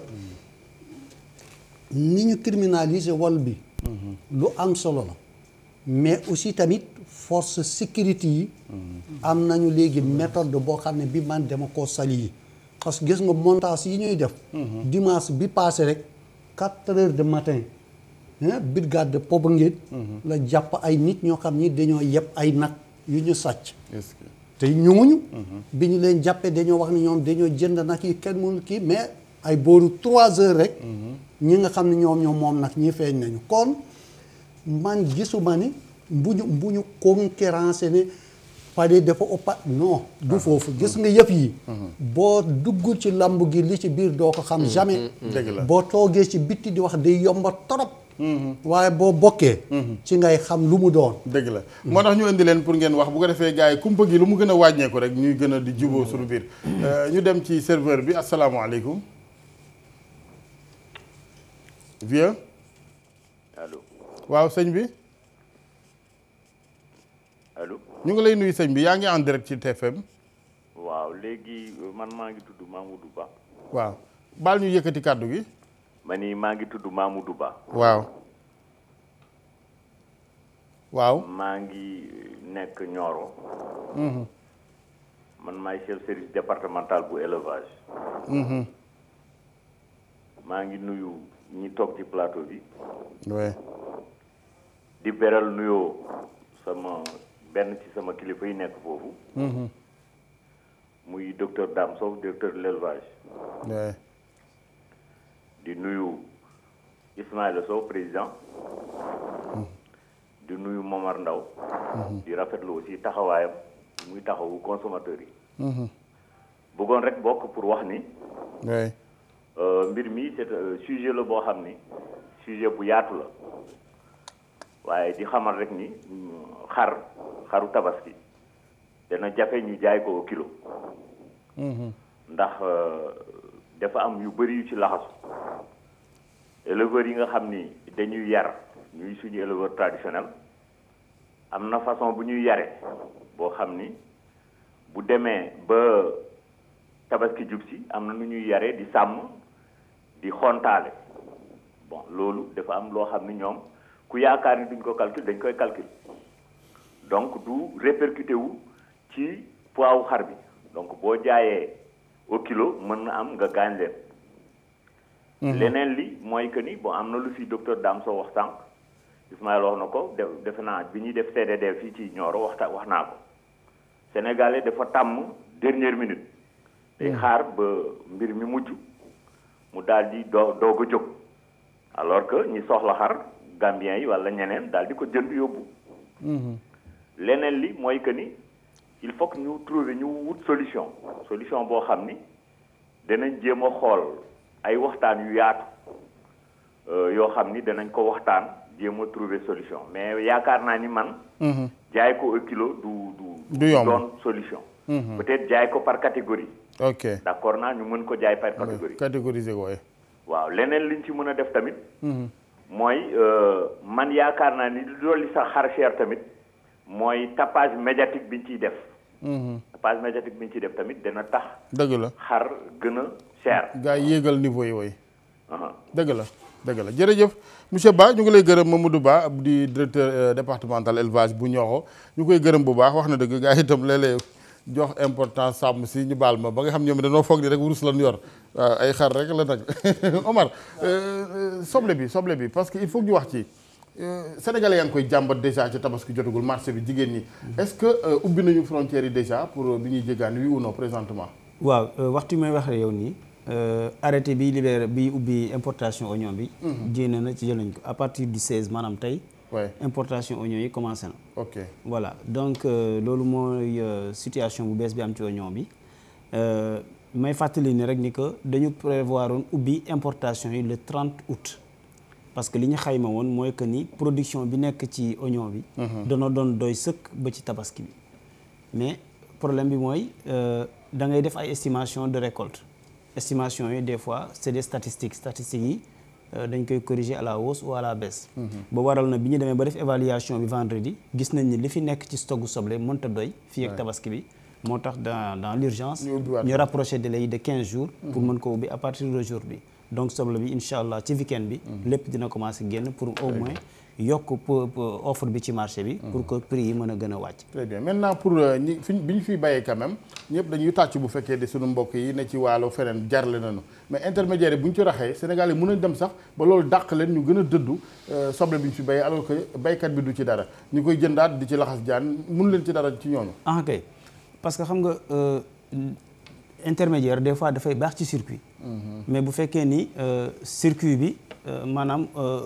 intermédiaire bi du def spéculation parce que soble bi li indi problème bi mooy producteur bi nekk ci biir toolam li muy def mooy bay récolter teg intermédiaire bi ñëw jël soble bi moom moo koy indi transférer ko ci marché bi relais bi quoi. voilà donc loolu circuit de distribution la mais problème bi mooy ñun option gouvernement bi moo doon que ni dañ doon def renforcement wu culture oignon bi pour mën a am une offre suffisante pour couvrir tous les besoins léegi boo ko xoolee ren bay nañ lu toll ni 365 000 tonnes loo xam ne ni musuñu ko am. musuñu ko am mais lu muy gën di yokk aussi demande bi day gën a yokk. amul ak lamb. dara lambul. ah très bien dara lambul looloo waral d'ailleurs sax mu am tension ci marché bi. parce que soble bi ñu yaakaaroon ni ñoom mënoon nañ ko denc sax ba tabaski ba jaay ko ci yenn njëg yi. ñoom mënuñu ko woon xaar parce que soble bi jeex na. voilà donc loolu moo waral ñu ubbi importation bi. mais consommateur Momar yi bëgg nañ soble de xaw j'espère que baax na ci wér gu yaram parce que gars yi daal. waaw dem na ñu jël kenn balaa ma ñëw ci Momar Ndao asalaamaaleykum. waaleykum salaam. waaw Cheikh bi ñu ngi lay ziar. waaw yàlla ziar. yow la kan. ñu ngi ziar. Déthié Gueye maa ngi duggaat pour wax ni man maa la waxoon sànq affaire kilo. waaw. tontu bi des na parce que éleveur xund sax moo tax nanguwuñ ko. service de commerce aussi ñoom bu dee bëgg nañu koo def loi la ñuy teg mu nekk. yeneen dëkk yëpp moo def foo dem ci àdduna bi loolu moo fa am. mbir nag boo bëggee lijjanti doo ko raayal da nga koy lijjanti. maa nga ne mënoo ko lijjanti nga seet keneen ko lijjanti. beneen mbir bi mooy affaire financement bi sëñ Sow wax li mu waxul mooy dirigeant wu organisation éleveurs yi ñoo fayul seeni bor li état bi joxe comme crédit subventionné ko loolu moo tax seen élevage mënul dem kanam ci fonds FAP ak yeneen programme yëpp nga am Sow xam na li ñuy wax jërëjëf. ok très bien moom il insiste waaw muy insiste ci PCG ak li jëm ci wàllu financement bi Momar. non li mu wax loolu moo am. man d'accord ma ak tukulóor boobu baa boobu nekk Nioro waaw. ndax li muy wax noonu. lu ñuy jël en compte la day am ay coefficient de pondération loolu élevage xam nañ ko. képp kuy économiste xam nga ko. dañ koy waxtaanee day nekk lu ñuy waxtaanee day nekk kuréel goo xam day am commission technique ay mburu yeeg yi ngay gis ñuy réguler yépp day am waxtaan. waa ji ne man lii la may dikk mu am ay experts yu dem xool est-ce que loolu réellement li mu wax am na wala amul. ñu ne bon kon lii am na lii am na lii am na lii am na ñu def kii bi. xayma bi dinañ xam actuellement mais xar mi nga xamante ne bi ñu ngi koy jaay au kilo ni ñu def ba wax ne prix bi nangam la. xar-xar rek la. du dëgg. da ngay wax ne bon bii façon xar nii la bii façon xar nii la loolu rek la. modulation yi nga xam ne mooy am par rapport ak type de xar bi. ki nga xam ne xaru ndaama bu Casamance bi moom bëgg na koo jënd ñu ne boobu temps la war a mën a jar au kilo ki bëgg laadum wala beneen façon ñu ne ko bii compte tenu de la spécificité kilo bi nangam la. mais day fekk ñu waxtaanee ko xayma ko pour nga mun a def sax catégorisation day fekk ne jàpp nga ne xar boobu. poids moyen am nangam la. et que loolu war a tax par conséquent nga mën a génnee prix. sinon doo ko def ci base dara. donc léegi nag su fekkee nag nit ñi toog nañ experts yi toog consommateurs yi toog producteurs yi toog ñu waxtaan xool structure des prix bi xool ne lii mooy dugg ci prix bi ñu def une évaluation dinañ mën a def mouton sur pied. mais tant que tollu wuñ foofu toujours problème day am toujours parce que. ki nga xam ne moom mooy consommateur bi dinañ ko mën a nax facilement. maintenant li nga xam ne moom moo nekk ci soble bi. xam nga bu fekkee gouvernement dafa xaar ba tey mu doog a ubbi affaire bi y a un problème parce que depuis combien de temps la am tension sur le marché sur soble bi. donc normalement dañu war a accompagner maanaam bu fee commencé baisser rek parce que tous les jours état mun na xam ñaata quantité soble moo nekk sur le marché. tous les jours mun nañ ko xam en permanence mun nañ xam en moyenne l'évolution des stocks. mais bu fekkee ne prévoir nañ ne dans un mois lañ koy war a ubbi de manière naturelle mais ñu gis ne tension commencé na am ñu def sondage def ay kii ay prévision def ay projection su ko defee ñu ne lii kat ni mu mel nii nañ ubbi suñ ubbee gars yi commencé dugal ñu xool marché bi régulé mais wax dëgg yàlla li nga xam ne moo am sur le marché depuis plusieurs jours ñuy jaay ay kilos soble prix yoo xam ne kenn mosu ko xalaat. donc je pense que loolu aussi il y a un retard d'intervention du gouvernement pour faire face au problème donc loolu aussi dañ koy wax. maintenant jaaykat yi tam kenn du ñoom ñenn ñi vraiment du ñëpp xëy na léegi xam naa ni peut-être rek xanaa rëq ndigg ñi nga xam ne tam ñoom ñoo bëgg nag indi tension yeeg. indi manque yi xam nga loolu day laaj arrêté ministre bi dafa war a jël arrêté. par exemple ne prix au consommateur temps la. ñu jël arrêté bi jox leen ko ñoom ñi ku respecté wul arrêté bi ñu doon rëq sa ndig mais bu fekkee dañu wax ne prix au kii lii la au producteur lii la mais au niveau du consommateur ñu toog di seetaan joxewuñ benn prix amul arrêté mais gars yi dañu jaay leen neex donc je pense que l'intervention est importante à ce niveau là aussi. Omar leeral rapidement ñu jeexal ak Ismaïla ak waaw leeral bi rek mooy xam nga loolu politique gouvernement la gouvernement bi dafa jël comme option que ni ki nga xam ne ni mooy produire soblem producteur bi dafa war am daf ci war a gis boppam mais li ñu bañ mooy ñu capter mu nekk une situation de rente pour les intermédiaires te loolu il va falloir forcément que ci circuit bi ñu élaguer ñooñu te loolu gouvernement bi ñu ngi ci liggéey ministère du commerce léegi ñun jël nañu sax ay dogal yoo xam ne ni léegi dañuy am ay distributeurs exclusifs de l'oignon maanaam ñi nga xam ne ni ñoom ñoo nekk ay importateurs ñu am circuit de distribution ñooñu la ñuy jël léegi oignon bi soble bi bu ñoree ñooñu ñooy dem jëli ko ñooñu ñooy am droit jaayaat ko waaw loolu c'est il faut ñu aller vers l'organisation voilà début de solution mais xam nga il faut Sénégal bu ñu fàtte benn affaire aussi mooy que ni depuis 1985 dañu libéraliser suñu économie xam nga ñu ngi wax fii ay waxu fixation prix wu xar au pied et cetera mais loolu ça dafa exister woon il y avait un décret de 1977 moo doon réglementé loolu yëpp xar bëy nag lépp dañ ko doon jënd sur pied te prix bi dañ ko fixé woon réglementé ko c'est en 1985 la loolu yëpp dañ mais texte yaa ngi fi organisation boobu mu ngi fi voilà bu ñu demee ba toll foofu dañuy dépoussiérer xoolaat dañuy réactualiser ñu def ko voilà mais ci soble bi moom soble bi Momar je suis pas d'accord xam nga problème soble bi lan la ñun li ñuy def mooy ay xayma dem ci tool yi xool ni li fi nekk ci Sénégal li ñu bay bu ñu ko récolter dinañ ci am tant de milliers de tonnes xam nañ ne par exemple 60 000 tonnes dañuy consommer par mois et que bu ñu demee ci mois boo xam ne ni dafay tombeek forte demande boobu dina jóge ci 60 000 dem ci 80 000. loolu yëpp calculé woon nañ ko.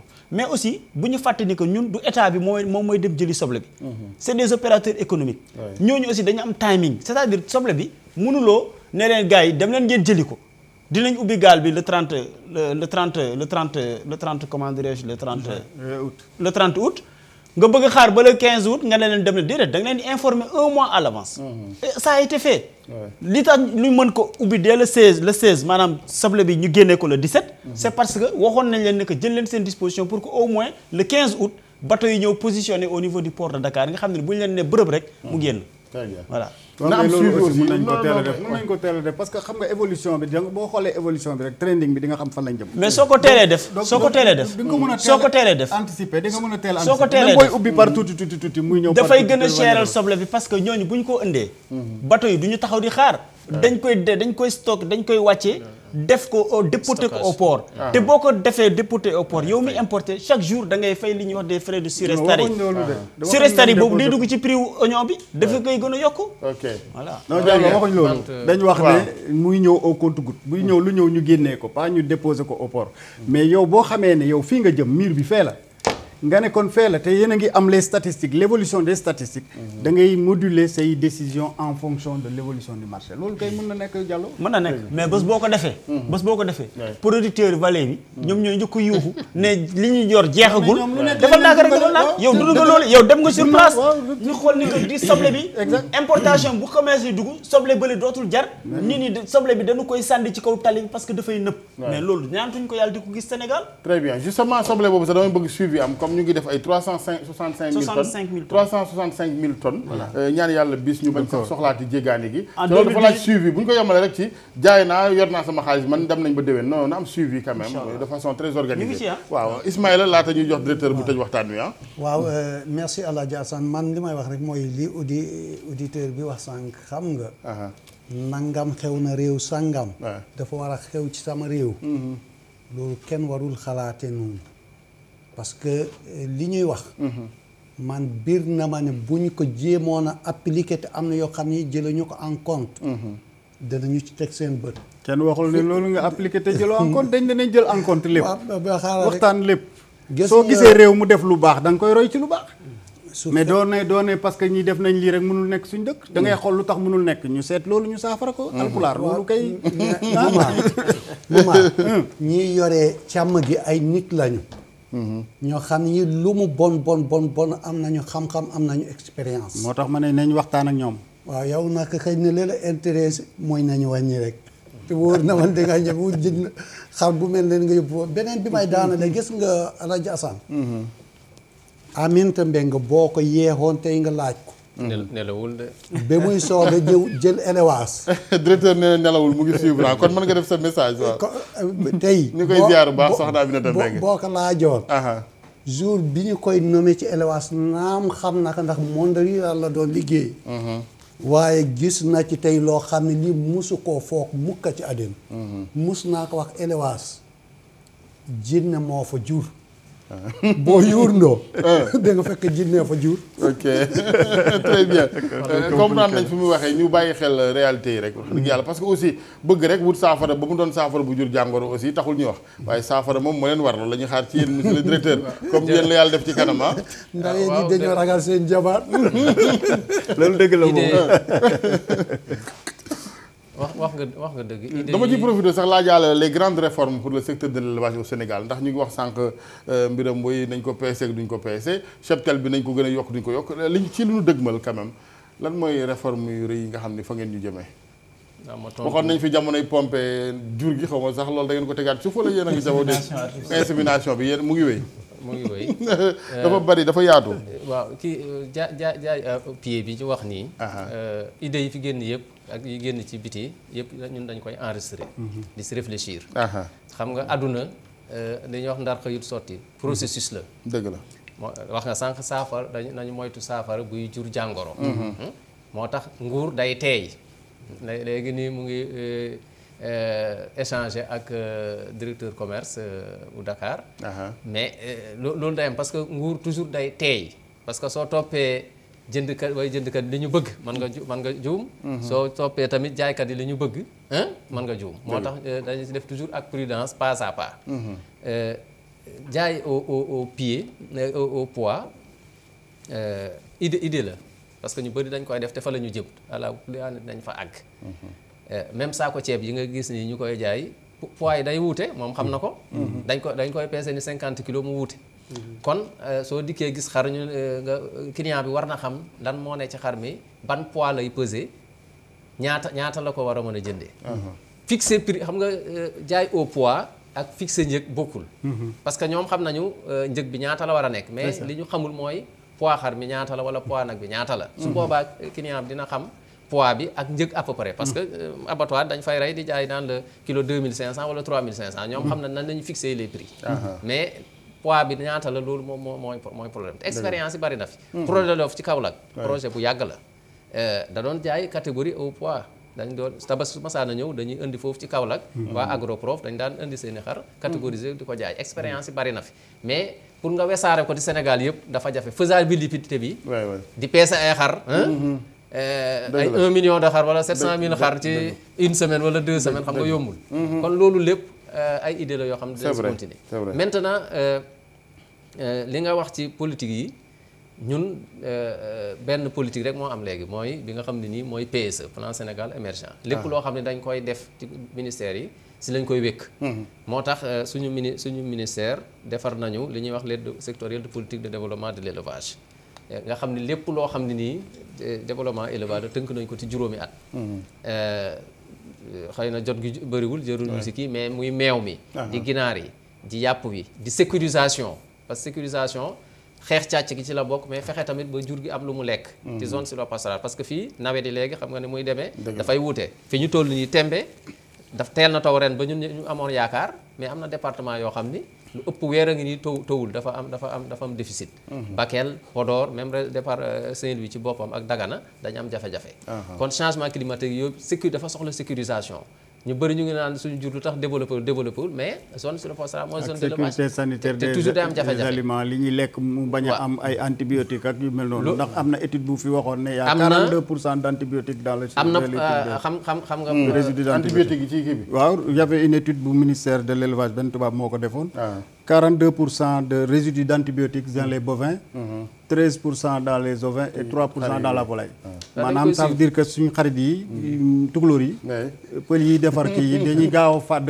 pour gaaw a jaay duñ bàyyi ba xar mi li mu lekk rees ci yaram balaa ñu koo jaay nit ñi ndax yaakaar xëy na bu ko sekkee nag yow ni saafee xam nga suñu saaf day ëpp dina reyaale antibiotique antibiotique voilà xam nga lettre boobu dañ ko tënk ci ñeenti programme ba juróom directeur doo tontu ci loolu am na solo santé bi dinaa ko tontu si laa jëm da ngaa mel na nga ko bëgg éluder noonu faxas dem si laa jëm programme bu njëkk bi lekk ndawal gu la jural musiba dem day wax dëgg yàlla moom bëgg ndawal jaru ko voilà programme bu njëkk bi mooy amélioration productivité ak production mooy nan la ñuy def ba ful meññeefu jur gi muy meew di yàpp di ginaar di nen ak yeneen kooku programme boobu tënk nañu ko si beneen bi mooy programme santé animale te biir programme santé boobu santé animale ak santé publique vétérinaire lii muy wax nii lépp mu ngi ci biir programme nan la ñuy fexe parce que vétérinaire dafay aar jur mais day aar tamit wér-gu-yaramu nit aar wér-gu-yaramu nit mooy feebar yi nga xam ne day jógee ci jur gi di dem ci nit ñi mais tamit feebar yi nga xam ne nii ci résidu yi mu wax nii ci la moom xam na bu baax mbir moomu dañ koy saytu école vétérinaire day def ay analyse pour ñu xam yan résidu ñoo leen ci biir parce que léegi nit ñi dañuy dem di pingal seen bopp di làqatu loolu lépp dañ koy xeex résidu yooyu ñu bëri dañ yaakaar ne tamit liy dem ci nit ñi rek moom lay indi problème mais li ëpp solo sax mooy li ñuy wax ci côté antibiotique xam nga boroom xam-xam yi mën nañu def ñaar fukki at pour génne benn garab ku xamul dem di ko jëfandikoo di wàññi dose bi di ko jëfandikoo nu mu ko war a jëfandikoo ba mu indi résistance ba garab boobu nga xam ne dañ ko inventé woon muy faj jur gi di faj nit ñi dootul mën a dox ci nit ñi gis nga si biiru xam nga dañ ko daan ay kinin ak ay niwaa kinin ak yooyu ñun ba nekkee xale moom lañ doon sol ba yooyu ak doomu jàngoro yi tërkiis yooyu yëpp finalement ñuy wut ñu toog lu yàgg kenn dootul faj si biiru di wut yeneen garab kon loolu lu am solo loo xam ni moo tax sama mbokk yi ñoom Ismaïla war nañu moytu quand même comme bu pël yi nekkee ay docteur war nañu moytu automédication tam du sotti war nañu fexe ba li ñuy wax délai d'attente ñu kii ko parce que soo ko respecté wul liy dem ci nit ki sax mën na indi résistance aussi ci côté programme boobu tamit dafa am ci lettre de politique bi dafa am ñetteelu programme boo xam moo lay wax mise en marché des produits mise en marché des produits animaux lépp loo xam ne nii mooy transformation emballage fexe ba ñu présenter lekk gi nga xam ne day jógee ci jur ci meññeefu jur di dem ci nit ñi nan lañ koy def ba mu gën a kii di transformer développer industrie agroalimentaire ci côté élevage programme boobu moom la yore am na beneen programme boo xam ne mooy sécurisation waxoon naa ko sànq juróomeel bi nag mooy lépp loo xam ni mooy encadrement bi muy service ministère bi di jàppale organisation professionnelle parce que organisation professionnelle su amul dara du dox coow li ñuy waxtaane fii yëpp fekkoon ne ñoom Ismaïla organiser nañu nguur gi delloo leen li nga xam ne ñoom ñoo ko war a jël ñoom ñii consommateur ñu delloo leen li nga xam ne ñoom ñoo ko war a jël secteur privé ñu delloo ko li mu war a jël collectivité locale ñu delloo ko li mu war a jël su boobaa kon coow li ñuy wax fii yëpp di critiquer gouvernement duñ ko merci nga may ma une seconde rek xam naa sëñ Omar dafa war a voyager dañu bëgg une seconde rek mu raté avion une seconde ma terminer pour dalal xelu sénégalais yi ci tabaski bi parce que ñu ngi saytu fi bu nekk nii li nga xam ne nii mooy génn xar ci biir marché yi di saytu li nga xam ne moom mooy dugg ci xar ci biir Sénégal fii ñu toll nii tembe ci bisu démb bi li nga xam ne moom la ñu nat ci biir marché Sénégal yi am nañu 72 000 xar de plus li dugg ci biir Sénégal ci importation démb am nañ 134 000 xar te soo ko defee différence beeg daaw am nañ 52 000 xar de plus fukki junne ak ñaar yoo xam ni moo ëpp ti dugg ren kon di gën a dugg ren dafa gën a gaaw ñu ngi ñaan yàlla nag ci fukki fan yi di ñëw ak fukki fan ak juróom mu continuer su ko defee wax dëgg yàlla macha allah tabaski bi dina dem ni mu daan demee jërëjëf asalaam jërëjëf Sow am na solo macha allah xel yi doon na gën a dal nag bu ñu ne woon prix bi ñoom Ismaïla ne daal léegi ku xam 30 000 am xar ku am 20 am xar yàlla na ko borom bi def ayofal lépp yàlla def jàmm ci réew mi ndax lii lépp jàmm la foog naa ni am na nu mu doon demee kenn du tal jël xarakare bay saaf ñu ngi leen di gërëm di jégalu ñëpp ci waxtaan wi directeur de l'élevage Dame Sow ñu koy gërëm bu baax Ismaïla Sow moom it ci disponibilité bi saa su ne moom wax ndaw vraiment di leen gërëm bu baax ci jógloo gi am réew ñi war a wax bu nuy wax rek xëy na kumpa gi dina gën a wàññeeku ñu baxel aussi lii di doléance askan wi parce que lépp mënut a baax jiite moom doo dégg rek wiiw toujours il faut ngay dégg ne li baaxul li sooxe ne li bon na pour ngay jubbante yow it te di am oyofuk nangu ne nit matul Oumar Diallo ci wàllu commerce régional bu Dakar mooy kilifa gi ñu koy gërëm bu baax di ko sant malgré yitte yi ni ñu ko waxee ak Alaaji Daouda Diouf mi réalisé émission beeg caméraman yi sëñ Khadim Aliou Diagne foog naa ne amagu leen xar mais di ngeen am xar yaa ngi dugg vieux foog naa ni da ngeen di wut rek bu yem ak poos yi bañ a wut bu yem ak bëgg-bëgg soxna si ñu ngi leen di gërëm mbokk yi di leen ñaanal panaanu jàmm